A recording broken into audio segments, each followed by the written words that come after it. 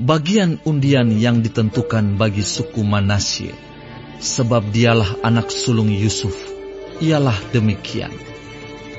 Kepada Makhir, anak sulung Manasye, bapa Gilead, telah diberikan Gilead dan Basan, karena ia seorang tentara.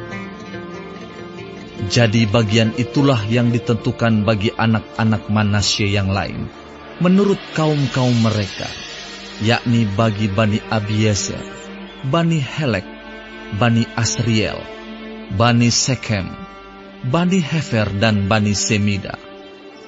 Itulah keturunan yang laki-laki dari Manasye bin Yusuf, menurut kaum-kaum mereka.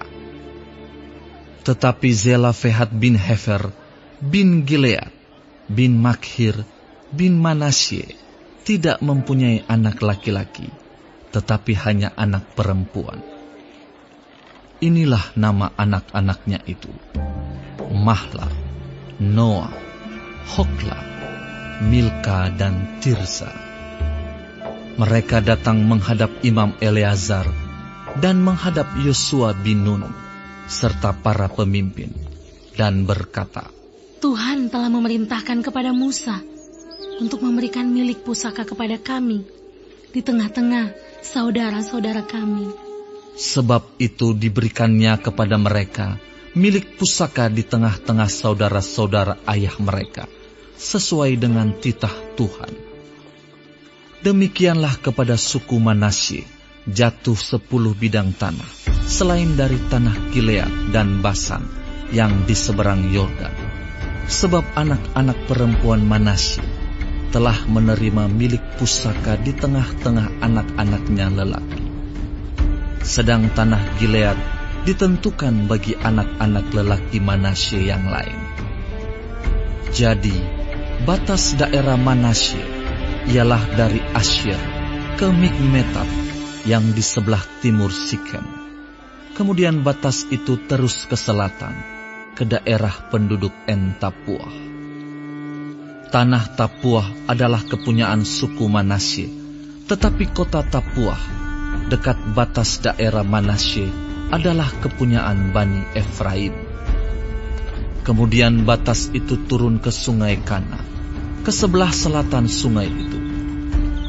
Kota-kota di sana adalah kepunyaan suku Efraim, sekalipun di tengah-tengah kota-kota suku Manasye. Selanjutnya, batas daerah Manasye itu lewat dari sebelah utara sungai itu dan berakhir ke laut. Ke selatan, daerah itu kepunyaan suku Efraim, dan ke utara kepunyaan suku Manasye. Batasnya ialah laut. Di sebelah utara, batas daerah itu menyinggung daerah Asyir. Di sebelah timur, menyinggung daerah Isakar.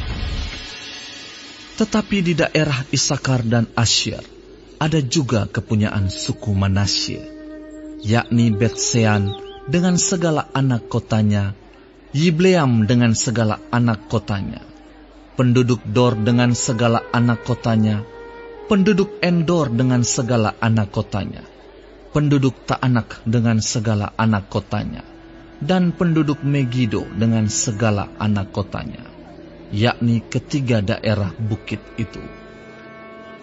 Tetapi Bani Manasye tidak dapat menduduki kota-kota itu, sebab orang Kanaan berhasil untuk tetap diam di negeri itu. Setelah orang Israel itu menjadi kuat, orang Kanaan itu dibuatnya menjadi orang Rodi, tetapi tidaklah sama sekali mereka itu dihalaunya. Berkatalah Bani Yusuf kepada Yosua demikian, Mengapa engkau memberikan kepadaku hanya satu bagian undian, dan satu bidang tanah saja menjadi milik pusaka? Padahal aku ini bangsa yang banyak jumlahnya, karena Tuhan sampai sekarang memberkati aku. Jawab Yosua kepada mereka, Kalau engkau bangsa yang banyak jumlahnya, pergilah ke hutan dan bukalah tanah bagimu di sana, di negeri orang Feris dan orang Refaim, jika pegunungan Efraim terlalu sesak bagimu. Kemudian berkatalah Bani Yusuf, Pegunungan itu tidak cukup bagi kami, Dan semua orang Kanaan yang diam di dataran itu mempunyai kereta besi, baik yang diam di Bet-Shean dengan segala anak kotanya, maupun yang diam di lembah Yisrael. Lalu berkatalah Yosua kepada keturunan Yusuf, kepada suku Efraim dan suku Manasye, engkau ini bangsa yang banyak jumlahnya, dan mempunyai kekuatan yang besar. Tidak hanya satu bagian undian ditentukan bagimu, tetapi pegunungan itu akan ditentukan bagimu juga. Dan karena tanah itu hutan, haruslah kamu membukanya. Kamu akan memilikinya sampai kepada ujung-ujungnya, sebab kamu akan menghalau orang Kanaan itu, sekalipun mereka mempunyai kereta besi, dan sekalipun mereka kuat.